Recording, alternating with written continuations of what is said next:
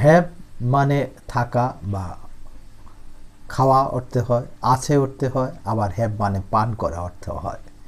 তাই হ্যাভের বহুবিধ ব্যবহার লক্ষ্য করা যায়। Welcome to MSI English study. যখন আমরা মূল ভার্ব হিসেবে হ্যাভ ব্যবহার করি তখন হবে এরকম যে আই হ্যাভ এ কাউ, আমার একটি গাভী আছে। Do you have a cat, তোমার কি একটি বিড়াল আছে?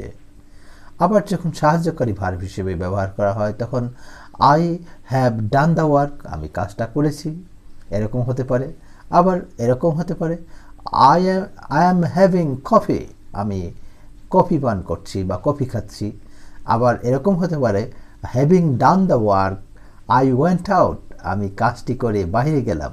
তাই হ্যাভের বহুবিধ ব্যবহার লক্ষ্য করা যায়। Thank you.